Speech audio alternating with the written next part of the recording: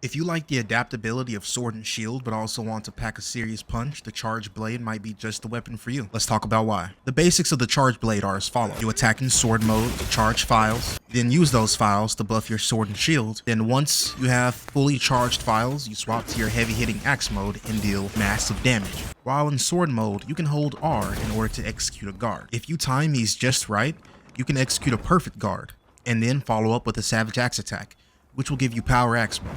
Don't worry, we'll talk about that later. Attacking the same body part repeatedly will open a wound on the monster. You can enter focus mode in order to target wounds more easily, enabling you to do some extra damage.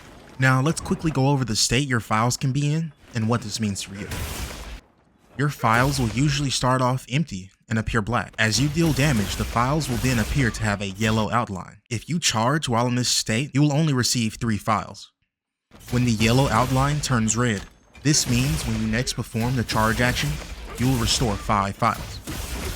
Dealing damage beyond this threshold, the red border will then turn into a deep red with a strong glow, causing all sword attacks to bounce off of enemies unless your sword has been previously boosted. When you charge 5 files for a second time, you will empower them and they will appear as white with a yellow border and a yellow closed top, meaning that the file effect has been increased by 40%. Performing element boosts will increase your guard and allow you to perform super amped elemental discharge while in axe mode, which is your big payoff attack. Element boosts last for 2 minutes and 5 seconds if 5 files were used, and 3 minutes and 20 seconds if 5 enhanced files were used. It will begin to pulse red when there's only 30 seconds of it remaining. Condensed Element Slash will then charge your sword, increasing your damage and making it so that overcharged files no longer will cause your sword to bounce.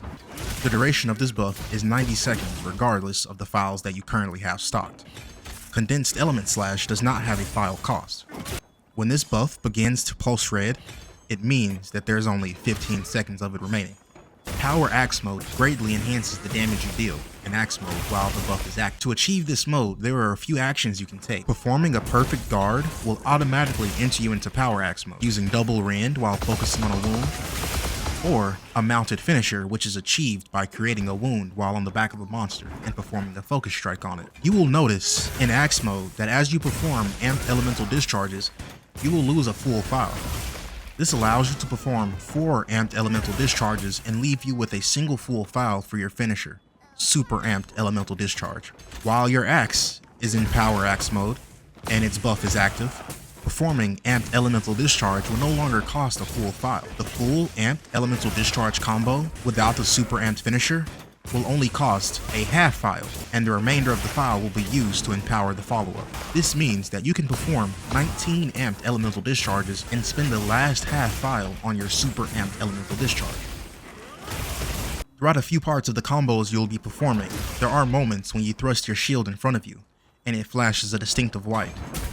During these moments in time, if a monster were to strike you, it will serve as a heightened guard, reducing the damage you take and preventing you from being toppled. The combos that include a guard point are your 3 attack combo, morphing from your sword and shield into axe mode, or from your axe mode into sword and shield, elemental boost, and fade slash. A perfect guard alone can sometimes be hard to muster. So, if you're able to read a monster well and time your combos and match up a monster attack with one of your guard points, you will be met with an awesome sense of satisfaction as you're able to continue to pommel them. Focus mode, which is the new addition to Monster Hunter games, pairs really well with the Charge Blade in particular, since the attacks are very directed. Using focus mode allows you to turn your attacks during your amped elemental discharges, meaning that you can always make sure that they're on point. Focus mode also allows you to have better directional control over your fade slashes, which can help you stay right on the monster's tail. Focus mode also exclusively deals with your breaker attacks, which is when you hold shift and target a wound. Moving on to mounted gameplay. Compared to your unmounted kit, you're very limited in the things that you can do. After jumping, what happens next depends on whether or not you perform a left click or press R. Left click after jumping will perform a jumping slash, leaving you dismounted in sword mode. Meanwhile, pressing R will perform a morphing slash, dismounting you in power axe mode. The Charge Blade has a myriad of combos and chains available to it, which can greatly differ depending on your current situation and the monster you're hunting. The most efficient way to charge your files will be to perform a /, charge /, shield thrust, charge /, and then move into charge. This is what the full string of your combos will look like if you're allowed to perform it from start to finish. Mastering the Charge Blade comes along with having great knowledge of the monster you're hunting, and flowing into the right combo at the right time. You can always break a combo in order to reach a guard point if it's the choice between getting the damage out or being taken out of the fight for a crucial amount of time from being stunned. You can break out of your standard axe combo or your super amped elemental discharge combo by performing a morph slash, which will end you in a guard point. And if you still have files available to you, you can spend them by performing a perfect guard or by simply going back into axe mode and spending all you can on your advanced elemental discharge. If this video helped you master the Charge Blade even a little bit more, then please leave a like and subscribe to catch future Monster Hunter guides and tutorials.